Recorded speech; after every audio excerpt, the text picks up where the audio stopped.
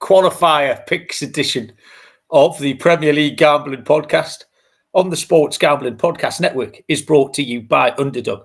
Underdog is hooking up new customers. Play just $5 and get $100 in bonus funds when you sign up with the code PLGP.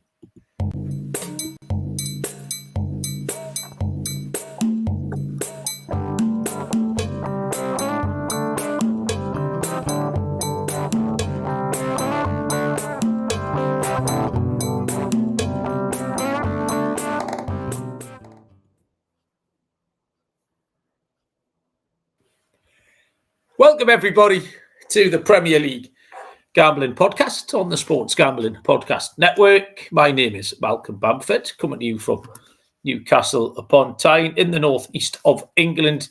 Today is Tuesday, October the 7th. We are here to handicap a full slate of action for Big Nose. Well, I don't know why I said that. That's not true. World Cup stuff, international break, all good, etc. We have made some incredibly half-hearted picks later on. So we'll do all of that once we've had a look across our picks for the weekend and the Premier League weekend, which finished, and had some light-hearted chat with none other than from somewhere in Nottinghamshire.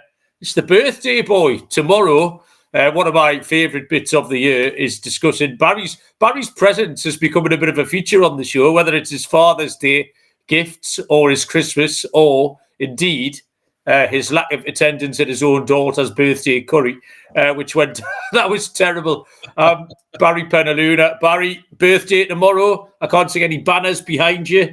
What is there? One of those big nets just above your head full of balloons ready to come down? All of that. What's happening? That's nothing. It's all very calm and normal around here at the moment. But yeah, I am out for a meal tomorrow. Helen is taking me out for lunch. I have no idea where I'm going. It's a surprise. The kids aren't involved. So, Sophie, we don't do anything as a family for birthdays. No. As you mentioned. Fuck that. No, so we're going out for a nice lunch somewhere, but I have no idea where. But, okay. Big week of birthdays. Yours later in the week as well. That's mine the day after, Barry. Yes, we have our annual cute tradition of me texting you, happy birthday, you're catching me up. And then you text me the day after saying, happy birthday, yeah, I didn't catch you up anymore. Something like that. We've done that for quite a few years, Barry. It's quite canny, isn't it, really? One funny thing that happened tonight actually was I turned 45 as it happened. And my mum sent me a message tonight saying, I've sent you £40 for your birthday. But it was because she thought I was turning 40. My own mother thought I was turning 40. She thought she'd send me £40. And I had to tell her I'm not 40, I'm 45. She went, oh, yeah, that's right. It's Jamie that's turning 40 this month. Oh, yes, okay. But she probably wants her 40 quid back now. All right. I thought that means you would get an extra $5. Is that not? No, it didn't work like that. I think it was just a special one. She thought she'd send us an extra 40 quid, but there you go. Well, yeah. If you not, the only thing I've asked for was a ray gun, but I don't know. I bet he came downstairs yesterday and says to Dad, do you really want a ray gun? I was like, yes. So whether I get one or not, Baz, it's a bit fucking short notice. I mean, that was then, what day was it? Monday, 3 days before the event. Frantic. I could hear them all frantically upstairs trying to organise shit because they've clearly done nothing. On that note, I mean, Helen's just gone to bed now, but half an hour ago she said to me, is there anything you want for your birthday? Yeah, I got that on Sunday. Well, we're talking cracking it, Barry, really. For the occasion in this house. But there you go. Tell you what, we are put upon, me and you, by the way. Very much put upon. Luckily, I'm sure the listeners have arranged all kinds of things, Barry, and there'll be large amounts of cash falling through the letterbox and stuff like that. Oh, yeah. Speaking of whom, Callum was first in. Callum was first in last night, actually, asking where we were because we had originally scheduled it for Monday before we realised there was so little to talk about over the next 9 days or so that we're just going to do one show. So Monday seemed a bit too early. So Callum was in the MLB chat. He's here. Fefwef, welcome. Smudger's here. Danny, not the Macklem, is here. John Cullifay. Jason Jason is a big MLB guy. Jason's been throwing out the winners over on the MLB Gambling Podcast. Welcome, Jason. Nice to have you. Who else is here? Joe Dollar, our monthly Predict Addict winner. Joe, welcome along. Not much. It does seem like forever since the Premier League weekend finished, Baz. No, it's only Tuesday. It was quite a good weekend. I worked a little bit. I went to Scarborough on Friday night into that immigrant hotel that you mentioned. It wasn't that one. It was the fucking weather was absolutely ridiculous. I did a couple of commentaries. I did Inter Milan on Saturday, and I did Lille v PSG. Actually, it was Inter Milan Cremonese, so I got to watch Jamie Vardy for 10 minutes off the bench on Saturday.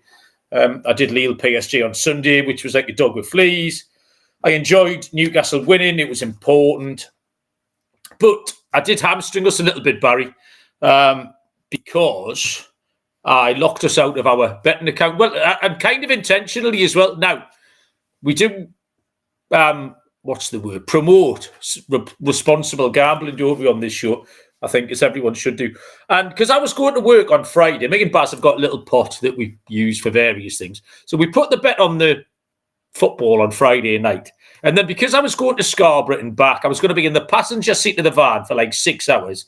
I didn't want to spend the whole trip gambling on the horses, which was very possible. Like all the way down and then on the American race and on the way back and spunk all the money that I'd gone and earned. So, and I do this quite a lot, I put the time out on the account. So I put it on till 11 o'clock the next morning.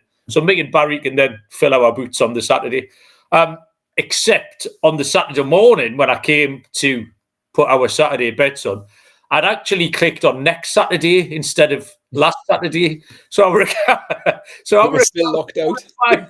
If you saw, you might have noticed on Twitter on Saturday morning, I'd done some flower arranging. I was never more productive than I was on Saturday morning. The IT department didn't know what had got into me. I was hoovering. I was fucking mowing the lawn. Same thing in the bed, did some flower arranging. I was doing all sorts of things because I'd locked us out of our account. And then I thought you could take it off at like 24 hours notice or something. And you can't, it turns out.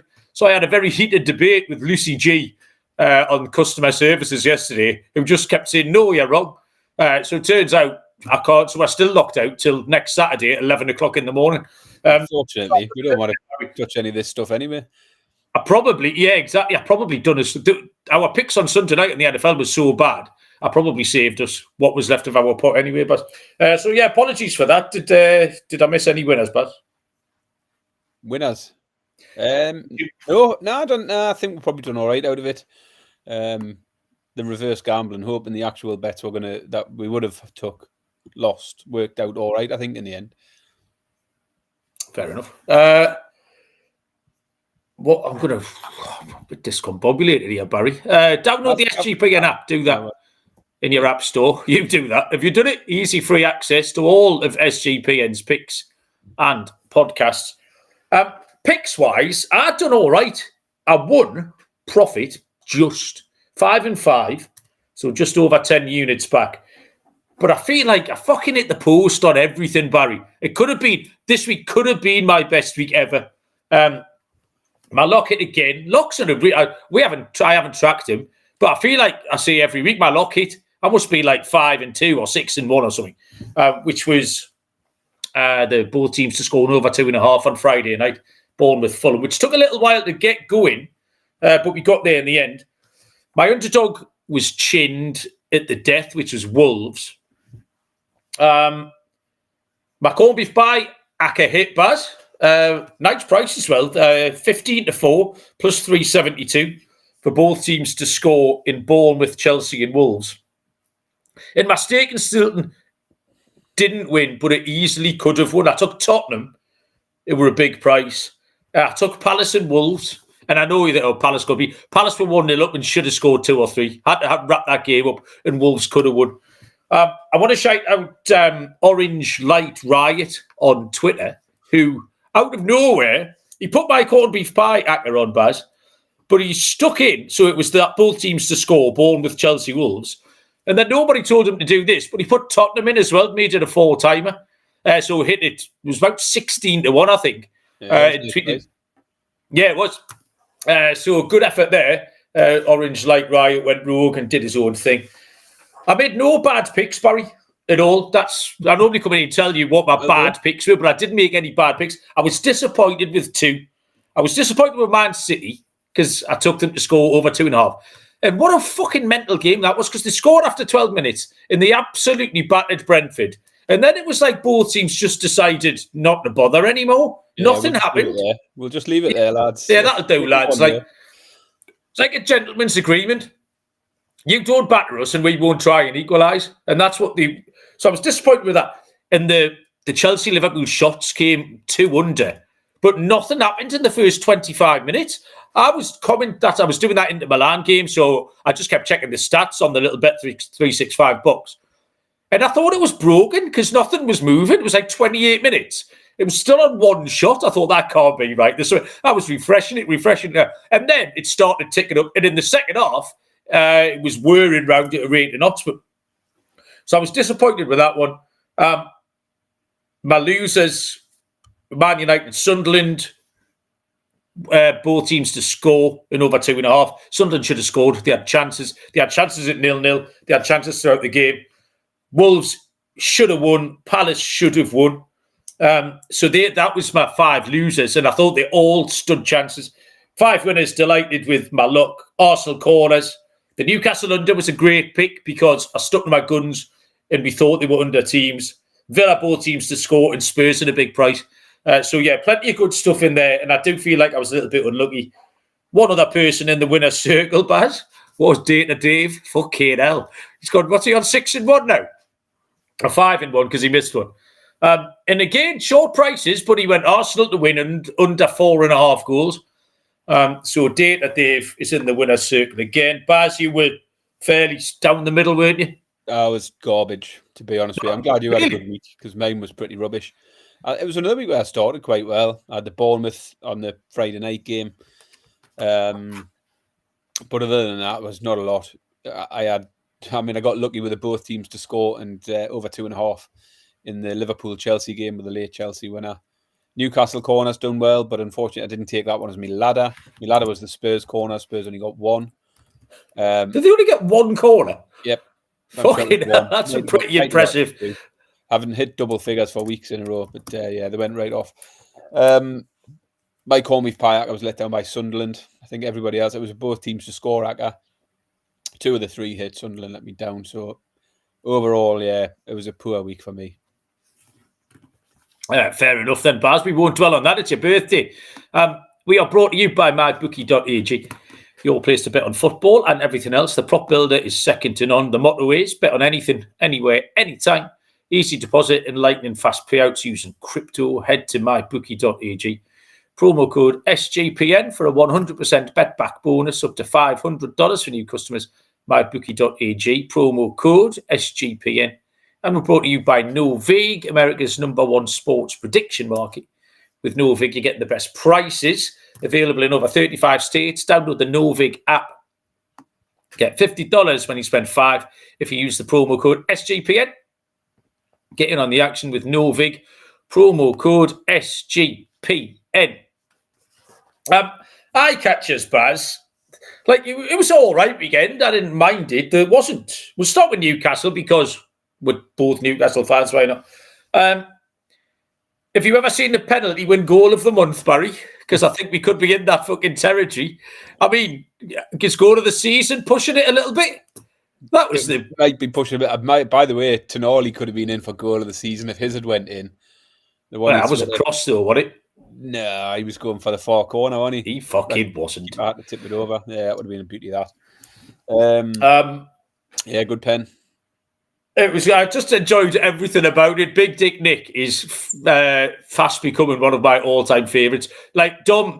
Big Dom always says that my favourite players, they have to tick certain boxes, which is normally have a silly name and funny hair, and if they can run really fast. They're my 3 favourite things. So DeAndre Yedlin was right in there. He was like the pinnacle of all this. Big Dick Nick can't run really fast, but he ticks the other 2 boxes. The way he crabbed up to that penalty, like he'd shit his pants, like he'd followed through, and then just absolutely thunder twatted it into the top corner. I thought it was fucking magnificent. I enjoyed that a lot. It was a funny game because obviously everyone's kind of focusing on Ange and stuff. At half time, I thought they're going to beat us 1-0 here because nothing happened. And then in the second half, we absolutely battered them. But if you didn't know that was an Ange team, if you'd been away for a month or whatever, you wouldn't have known because they didn't do anything mad. They weren't sort of expansive going forward. They weren't playing a suicidal high line. It was never going to finish 5-4. They played like Old Forest. They played like Nuno's Forest. They've got the big, ugly defenders. They've got two good players. That helps. The Elliot Anderson and Morgan Gibbs. Right, they're very good. I thought Nuno picked the wrong team because they had fuck all up front. I was delighted when I saw Chris Wood on the team sheet rather than Jesus. He didn't play Hudson-Odoi, who's done well against us. So I just think he picked the wrong team. But you can see where Forest will pick or have traditionally picked up results recently by getting 1-0 in front because they've got in a few good positions in the first half. And if you get 1-0, it would have been a bally. I thought the referee was absolutely weak as piss. And I don't know if I say that all the time. He just gave those ones where you get the nudge in the back. You know, that awful kind of free kick where someone feels a touch in the back and they go down. But he did it all over the pitch. So the strikers were doing it, the midfielders were doing it. He just allowed them to referee the game. So you could see where at half-time where Forest's intentions were. But we had enough about us, thankfully, to get it out. But yeah, that was a bit of a odd one, that. I mean, I felt, for me, it wasn't a very good game. I just felt to me, it just had an air of inevitability that eventually we were going to get one. Like, even at 0-0, sort of at half-time, I just felt there just wasn't enough about Forest. They didn't have enough threat. You said they created a few chances, but as you say, Wood can't carry on starting for them. Like, I know he had enough credit in the bank from last year, but that's got to have expired now. But yeah, I always felt we were going to get there. Though when you're hanging on at 1-0 late on, you sort of were crying out for the second goal, but got there in the end. But it wasn't a pretty one. And Ange, just like on Thursday night, every time I glanced at him, I thought that every time the camera went to him, and he was just hands on his hips, shaking his head. Just looks bewildered. Like, that's the word. He looks like a bewildered man. And I don't know if I really like it or I think he's ridiculous. It's just, and now the post-match interviews are the same all the time. Because we saw it so often, it's the staring at your shoes, like, whatever. Liverpool caught the eye because they're too sad to win now, Baz. They're all too sad, which is it. They weren't too sad a few weeks ago. That was fine. They were all happy enough to win. But now they're too sad to win. So if someone could tell us, someone from the Liverpool camp before the match, if they could tell us if they're happy or sad, which one it is, then that would help, I think. We need to know beforehand whether or not they're happy enough to win or they're too sad to win. When that winning goal went in, I swear I heard the fucking street go up. Like, we went up, I heard next door going. I could see people jumping up and down. I could see shadows behind the curtains across the way. Simmers said he was in the club, some working men's club, and that went berserk. And then, while I was still jumping about celebrating that, I got news that Steve Bruce had been sacked. It was an all-timer. I had a proper good 90 seconds. I was like, yes, have that, you fat knacker. So I was buzzing about that and all. So Liverpool conceded at the same time as Steve Bruce got sacked was a particularly sexually arousing 5 minutes. Don't know what to make of Chelsea or Liverpool. It hasn't changed anything really because one of the teams won 2-1, but the other one could have done. But it's just great when it's not Liverpool, isn't it? Yeah, I've obviously enjoyed that one, but there wasn't really much more to take out of the weekend. Really, I wasn't, nobody blew me away. There wasn't any massive talking points from anything. So nothing changed, did it? Like, I watched Leeds. I thought they were all right. I said I wanted to watch them a bit closer because they were priced up like they were half decent, and actually they played well. That game could have gone okay. I took Tottenham, so I got on the right side of it. Man United, Sunderland, nothing changed. Man U came down on the right side of a good goal. Sunderland missed some chances, couple of decisions.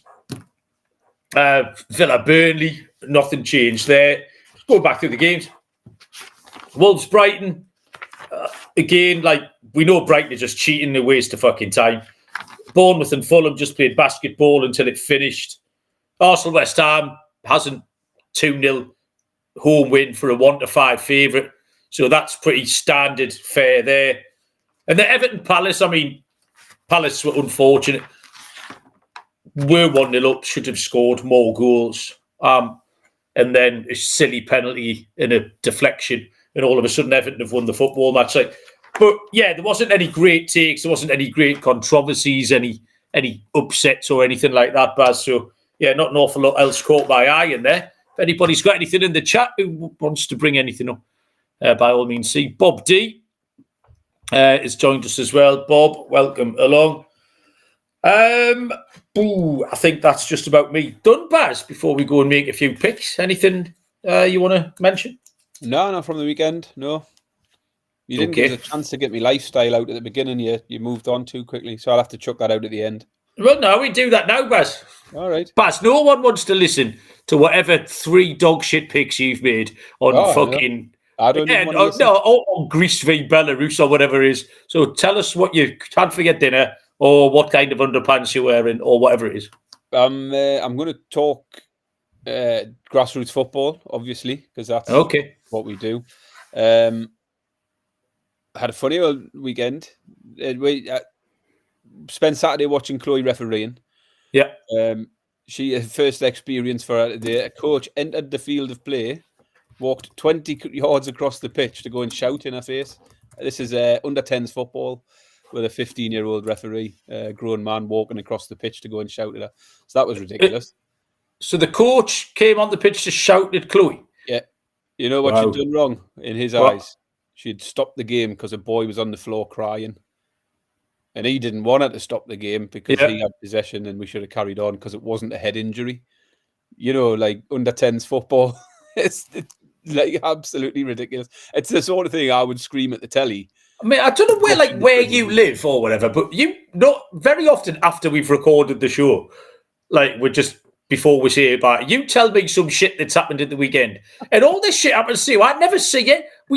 You see some shenanigans. You might get one parent acting like a knob, but you tell me some of the stuff you see. Like I can't get my head around what's going on in Nottinghamshire, Baz. It's bizarre.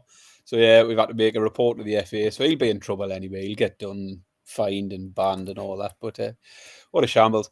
The next day, Christ, man, we played this team who we should be competitive against, and it's gale force winds, like absolutely gale force winds, and the pitch is like that. There's a clear upwards and downwards. So we get there early. We set up in the top half of the pitch with the wind behind us, playing downhill. Perfect. Get the momentum. It's what you've got to do, isn't it? You've got the wind. You won the wind first half. Sets it all up. Didn't discuss any of that with the kids. They go for the coin toss, and our captain turns us around. I'm like, have they? I assumed when we switched ends that the other team had won the toss and switched ends. I spoke to the captain at half time. I said, "I take it they switched us ends." She went, "No, I did." I said, "Why?" She went, "The sun was in our keeper's eyes. We thought we'd do better at the other end." I was like, "Did you not think about the fucking 40-mile-an-hour winds behind us and the downward slope?" So we go in at half time 3-0 down. And we come back in the second half. We win the second half, but not enough. We got beat 4-2 in the end. Well, that's the option. If you know you've got the wind badge, you can park the bus first off and then come at them. Like we thought we'd get the momentum, so that fucked us up. But anyway, more importantly, football. We had some international football. Did I mention it last week? You said there was a team coming from Holland or Jamaica or Fiji or somewhere. No, Canada. No, that's why Canada. Yeah, we had Team Canada over. So we had a school team over from Toronto in Canada tonight. Turned up to give us a game. We didn't really know what to expect. It's one of them where we thought these could come in and be like absolute pro level and sort of absolutely destroy us. But then I got a message last night from the bloke who was arranging the tour for them. And he said, just let you know, I mean, they're not a great standard, and they got absolutely hammered last night against a team. So they turned up to us thinking, I was speaking to a few of them, they're like, yeah, we're not very good, we're just a school side. And But actually, it turned out to be a really good game. We finished 2-2. We took the lead twice, gave the lead up twice, and then we finished with a penalty shootout because the North Americans don't like a tie, do they? No. Can't have a tie. Shootout. We won on penalties anyway. Did you not take American-style penalties where you run from the USA halfway pens. line? We do that in training a lot. Actually, we call it USA pens. Where they've got to run at the keeper. But yeah, we had a good. All the Canadians enjoyed it. Our lot enjoyed it. However, there was part of the bloke driving the bus for these people was a former Premier League footballer. No way. Can you guess the name of the former defender from Leicester City? Premier League defender, 26 goals to his name. Jeez. I recall him being a bit of a fantasy football legend because of his amount of goals he scored from defence for Leicester back in the day. Right, I want to say Ricardo Pereira, but I'm certain he's not a bus driver. Yeah, I know. That's what I mean. 90s, like start of the Premier League era. I can't think, Baz. Give us a clue. Matt Elliott. Oh, Matt Elliott. Oh, big baldy bloke. Won a cup final for them, didn't he? Won them a cup final, didn't he? Years and years ago. Yeah, very good. So, he must be part of organising football tours or something like that. But anyway, I was chatting to him for a little bit. So yeah, that was a bit of a random one. Steve Walsh, that's who I was thinking of. Lee's guest Steve Walsh. He was who I was trying to go for. Steve Walsh scored up here when we beat Leicester 7-1 that day. Do you remember? 6-0 at half time. Steve Walsh got their goal.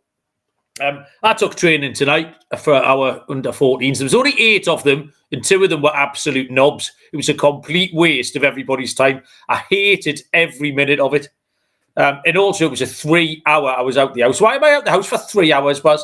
Like, just one session 7 till 8 for one team, the session 8 till 9 for the other team. So we have to leave at 6:30. He then trains 7 till 9, and we're back in at 9:30. Like 3 hours. It was fucking interminable. So there you go. Okay. Is that? Oh, you all chatted out now, Buzz? I'm all done. Yeah. 28 minutes. Fucking hell. International beat. I'm so sorry, everyone, that we have to endure this. It's nobody's fault. Underdog is a great place to play fantasy pick'em. You can win up to 500 times your entry. Simply pick higher or lower on your favourite player stats. Available for a ton of sports. Underdog is a brand new offer for customers. Play $5, get $100 in bonus funds using our code PLGP. And Rhythm is crushing it in college football and NFL with picks and props. They went 8-2 on passing props over the week. 5-5-0 on Dylan Gabriel debut props. Rhythm is giving away weekly cash prizes. Track your bets in the app. 5 bets at the same time from any model you build on and could win $1,000. Use the promo code SGPN25 when you download the Rhythm app for 25% off your first month. Download Rhythm and use the promo code SGPN25. Right, okay. Before we make some picks, Barry, half time is approaching in the board game that's on everybody's lips. I phoned Simmons this morning, and when he answered the phone, the first words out of his mouth were, yeah, go on, Baz.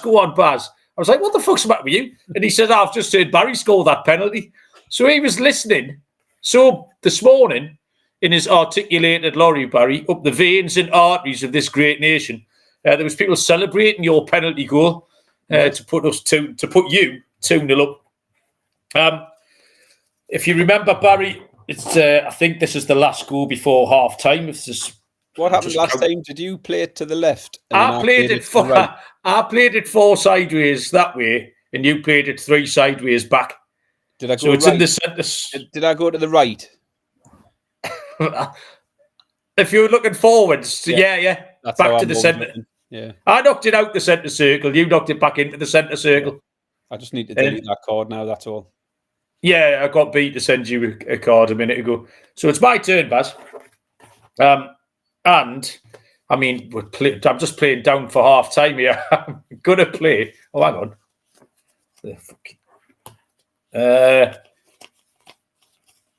Got the wrong cards, or they might have been in the draw, man. Sorry, everybody. This is good content. I'm going to play the same card I played last time, but in the other direction. But I'm going 4 sideways. That one. So where are we now then? 1, 2, 3, 4. A4 in the blue half. Right. So, and this, Barry, is the last kick of the half. It's going to be half time after you've played this card. Right.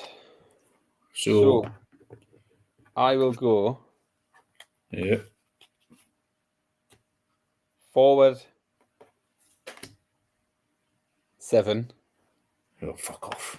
I was in the penalty area. Shit. Left 4. What? Left 4. Oh. Forward 3. Into the corner of the goal is what you're telling me there, but. Yep, basically. Okay. Andy Williams is saying shoot. But he has shot. Bloody hell. That's come all the way from, who's that? Over there. Malbec played the ball into Tanat. And it looks like Remy Loire stuck that in the bottom corner. Okay, then. I do have a goalkeeper card, thankfully, Barry. I'm going to Robin Bravo here. It's gone full length. Peter Shilton and goes 1, 2, 3, 4, 1, 2, 3, 4, up to B4. And that, Barry, is half time. Peep, peep, peep. Half time whistle goes. With Barry leading. How do you feel about that? Frustrated? A little bit, yeah. I thought I might take the 3-0 lead right on the half-time mark, but good save. Don't complain. That would have been a massive, massive, massive kick in the stones if you'd taken a half-time lead. Right, okay. Champion, well, that was good, everybody. Half-time here. It is Barry Penaluna 2. Malcolm Bamford. Nothing. Right, what sort of picks have you got, Baz? How many picks you made, etc.? I've just got 3 European World Cup qualifying picks. 3 European World Cup qualifying picks. I made 4 picks because I always make more than you because you're born idle. So let's go. I can get away with it. Yeah, that's true. Europe World Cup qualifying. I'm going to start. We don't know if we've got the same picks or not.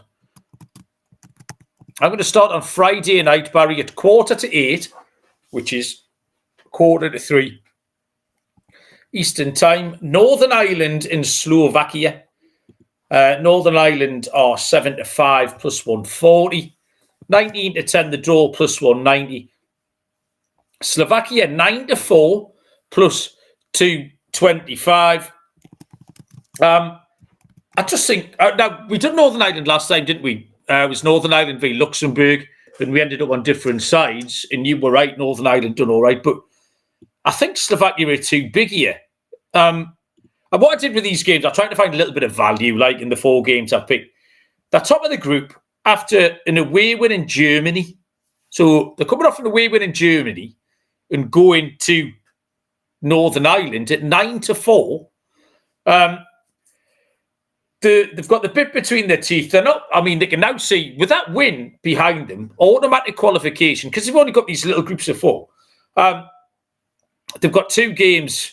They've got Northern Ireland, then Luxembourg. If they can pick up 6 points here, Slovakia get in a really strong position. Like Northern Ireland did get that win in Luxembourg last time, but I don't think that should make them favourites against this team. Like my instinct when I saw these prices was that it was a WTF, and then I looked into it, and I still think it is now.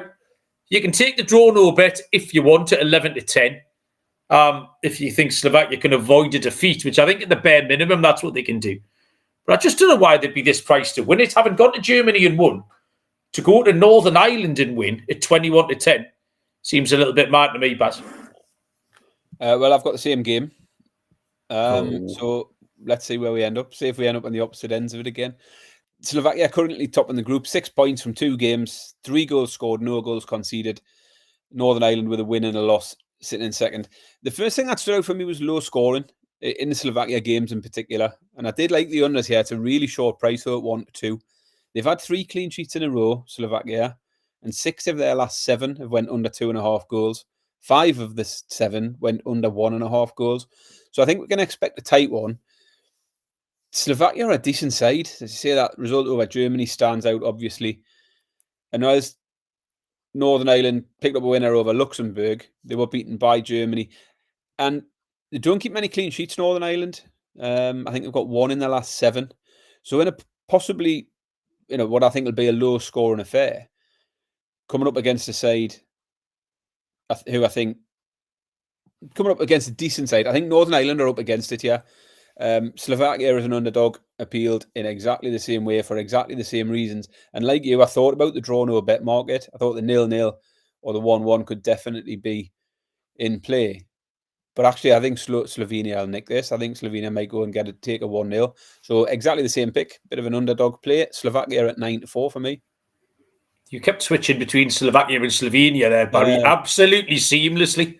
I didn't notice, but anyway. That's how seamless it was. It is. It was Slovakia, by the way. Yeah. Right, okay. So, right. Of all the games globally, Barry, we've ended up on the same play. That one. Okay, you go next.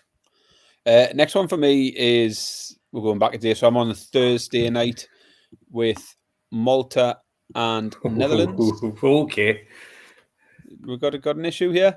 No, I'm just laughing at Netherlands' price, 33-1 on. Yeah, well, I mean, first part of my notes is it's a bit of an odd one to jump to with a 33-1 on favourite. So Malta are 40-1 for this. The draw is 16-1 and Netherlands 1-33. So yeah, a bit of an odd one to go, but I still think there's a pick there in this. Netherlands are going well, top of the group, 10 points, a draw v Poland being the only blip for them. They faced Malta already in the qualifying and beat them 8-0 in the home game. And Netherlands have been a threat up top recently. They've scored 2 or more in 6 of their last 8. They scored 5 goals versus Spain over 2 legs in the Nations League. So I think there's plenty of attacking options for Netherlands. They are looking good going forward. Malta have got 2 points, but they've scored only 1 goal in their 5 games so far. So I do fancy Netherlands to shut them out. And then I think the handicap's right in play. Netherlands can hit them for 4 or 5 here. Handicap's -3.5 is what I've gone for. But I'm taking Netherlands -3.5 at 6-5 plus 120. Yeah, don't mind that at all, Baz. My battery just went there on me light. I'll have to sit here and smoulder in the dark a little bit. It means I can't see my notes, unfortunately, but that's not a problem. I'm going to Saturday tea time. The game is Norway against Israel. Norway 1-5. The draw 5-1. And Israel are 10-1.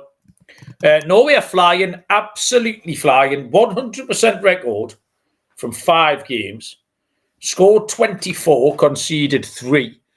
You put them up last time, didn't you, on a little handicap of some description, or a goal total maybe, and they bashed up Moldova 11-1. But they've got a 3-0 win over Italy in their recent game log. They put 5 past Kazakhstan. They put 4 past Slovenia. Now, the only thing that put me off here a tiny bit was that Martin Odegaard's injured, and he's a big player. But they've got a shit ton going forward. Erling Haaland is currently unplayable for defenders, better than those that Israel will have. Jorgen Strand-Larsen, who we know from Wolves, Alexander Soloff, that big lump who plays for Atletico Madrid, who was at Palace briefly. Shelderup, lad from Benfica, I've watched a couple of times in the Champions League this year. They've got some weapons going forward. And Israel have been involved in some high-scoring games. If you remember last time, they lost 5-4 to Italy. Got themselves right back in the game and absolutely blew that one, actually. But they beat Moldova 4-0. These two played each other in March in the reverse fixture. And Norway won 4-2. They're just goals absolutely everywhere. So the pick, Baz, Norway will beat them. Is Norway to win in over 3 goals at 6-5 plus 120. So we get the push. The push is an option if Norway win and there is 3. So 2-1 or 3-0. But Norway to win in over 3 goals by 6-5 plus 120. Yeah, my next one goes into Saturday. So I've gone Thursday, Friday, Saturday with my picks. I've gone for the Sweden v Switzerland game next. I'm just loading up the prices here. Sweden are 27-20 plus 135. The draw 23-10 plus 230. And Switzerland 19-10 plus 190. I like this one straight away, it stood out for a few things, really. I like the goals because Sweden have got off to a bad start. They picked up just 1 point from their 2 games. Switzerland, on the other hand, sit on the top, 6 points, 7 goals scored, no goals conceded in their 2. They've both played the same opponents so far. So Sweden lost 2-0 to Kosovo. Switzerland went and beat them 4-0. Sweden drew 2-2 with Slovenia, and Switzerland beat them 3-0. So Swiss sort of standing out there in terms of the comparison games they've had. Swiss have actually won 5 in a row now, scoring 18 goals and scored a minimum of 3 in every one of the last 5 games. All 5 games went over 2.5, obviously, for that reason. They've seen plenty of goals in Sweden games as well, 13 in the last 3 games for Sweden. They've conceded 2 or more in the last 3 games. So there was loads of reasons I fancied Switzerland here. There was lots of reasons I like the goals. I like Switzerland as a pick. I think you can get Switzerland around 2-1. I think it's a big price given the form they're in off the back of 5 wins in a row. I also like the over 2.5 at 10-11. So I've sort of combined the 2, and I've went for the team total. Switzerland team totals 13-8 for Switzerland to score 2 here. As I say, Switzerland have scored 3 in 5 consecutive games. Sweden have conceded 2 in each of their last 3. So yeah, I love this one for goals. I do like the Swiss to get more of them, and I'll take the Swiss team total over 1.5 at 13-8. Okay, like that, Baz. We're going to move continents now, Barry. As many of you know, I am Tynesyde's premier African football analyst. So much so, Barry, that my new job have got me on Friday afternoon, Barry, a 2:00 kickoff between Gambia and Gabon. Full 90-minute commentary. If anyone's listening from either of those 2 regions, so fucking hell, that's going to be an issue. I don't mind doing teams I know is easy. Doing teams I was less familiar with, like Cremonese or Karabag a couple of weeks ago, is not as straightforward. Gambia v Gabon is going to be a challenge, Baz, on Friday afternoon. I didn't make a pick in that game, actually, although I have had a look at it. And if you gave me £1, I would put it on Gabon at 11-10. The game I've gone to, though, is on... What day is it? Let's see if I can find it. Wednesday at 5:00. So lunchtime Wednesday Eastern time. And it's the Central African Republic against Ghana. Baz, Central African Republic are 11-1. 5-1 the draw. Ghana 1-4 favourites, minus 400. A lot of these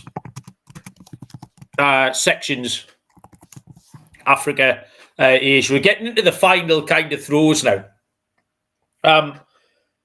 Teams that can win 1 or 2 games in this little break and qualify. Central African Republic form has completely disappeared, but they've got 5 losses in their last 6 games. They haven't scored in 5. They're 5th in this group, 5 points from 8 games. They've conceded 17 goals, but they have scored 8 as well. I think they could chip in here. Ghana haven't had an awful spell going back a little while. It look like they're coming out the other side. They've won 6 of 8. They've scored 17. They've got a ton of goal scorers up front. Semenyo, chief amongst them. They've got loads of good players up top. They're trying to hold off Madagascar, who Callum just mentioned in the chat there. They're trying to hold off Madagascar, who we had as winners last time out in Group I. The Ghana on the handicap appeals, minus 1.5 at 4-5. But like I said, I think that CAR can chip in. So I'm going to go... Ghana are going to win this 2-1 effectively. So over 2.5 goals, Baz, is the pick. Because then we get the safety net of Ghana winning 3-0, just in case. So over 2.5 goals in Central African Republic and Ghana is 19-20, minus 105. As 3802 has joined us in the chat. Welcome along. Barry, you have one more game? No, I'm done. We double parked, didn't I? Okay. Right, so the last game I have made a pick on then is this is a game I am also commentating on, but it's the USA So we get to handicap a lot of our listeners' homeland here. Is the USA against Ecuador, which is a friendly, and it's got something to do with Hispanic heritage, fucking something or other. They're playing the game in Houston, Texas, overnight for us on Friday, so it's midnight, Saturday morning, which is 7:30 Eastern time on Friday if you're in the States. USA 5-4 plus 125, 21-10 the draw plus 210. Ecuador 21-10 plus 210. USA beat Japan last time out, but they just consistently struggle against teams in the top 25 FIFA rankings. They're just not at that level at all. Pochettino's really struggling with them. And Ecuador have been outstanding. They finished second in South American qualifying, which is a tough group there. They finished second behind Argentina. So they're in front of Brazil, Colombia, all those boys. They're unbeaten in 10 matches, including a win against Argentina. And that win for the USA against Japan is the only good form on display in forever. Some comparison games, possibly. They lost to South Korea. They lost to Mexico. They got beat 4-0 off Switzerland. These teams like Ecuador that maybe you're just like a 1B international team, not your top level, but your next one's down. Turkey beat them. Canada beat them. Fucking Panama. Panama aren't even in Canada, aren't 1B. They're 1C, 1D teams. Ecuador have to be the value here. They're massive. It's a bit like Slovakia. I just scratched my head, WTF, when I saw the prices. Joe Dollar saying there's a home game for Ecuador in Houston as well. There's no home field advantage for the USA. It's going to be all Ecuadorians and the likes.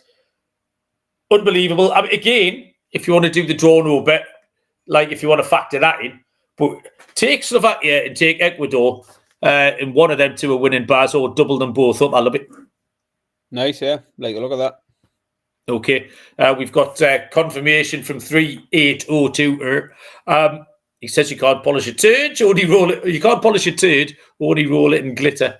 And Pochettino was just collecting his paycheck. I agree with you. So, Baz, we've somehow dragged this absolute twaddle out for 48 minutes. Have you got anything else that you want to tell the people? No, I need to get to bed before it's my birthday. Otherwise, the minute you need to go to bed, so your lass can come down and put up the banners and the fucking cannons, those glitter cannons, all of that. To the kids before they went to bed, I was like, "What time can I wake you up in the morning?" Because that's what they'll say. Yeah. So can I get up at 6:30 or can I get up at 6 o'clock? I was like, "Kids, what time can I get up for my presents in the morning?" They were like, "Don't be waking me up early." Oh, it's sour times, Baz. Well, have a lovely birthday, mate. I'm sure you too. Yeah, well, I probably would. I'll be saying absolutely nothing going on. I'm 50 years old, Barry, on Thursday. That's disappointing, isn't it? You fit the 50? Yeah. You're not celebrating with any kind of shenanigans? No. You're an embarrassment, you Me? Yes. It's not up to me to plan my own shenanigans, is it? I've fucking planned a lad's trip to Poland next week and you rejected it, despite the fact it's 3 days after your birthday. Yeah, there must have been a reason at the time I rejected it. It's probably because I thought people were going to plan shenanigans. Turns out no one gives a shit, which is fair enough. Having the time of your life. Well, I'm not having the time of my life. I'll be sitting here watching fucking Gambia versus Gabon. That's what I'll be doing. So that's that. Thank you, everybody, for joining us. We're not going to do anything till next week because what's the point, honestly? We'll be going early next week. It'll probably be Wednesday for the Premier League pick show. Yes, because I am flying out of this country on Thursday. We'll both be a year older, and I assume an awful lot wiser by the time we do this show next Wednesday. So stone later. And another, I won't be. I'll be another stone heavier. So there you go. Right. Cheers, everybody. The chat, I enjoyed that. Thank you, everyone. It means a lot. Good luck with your picks. And we will see you all down the road. Cheers.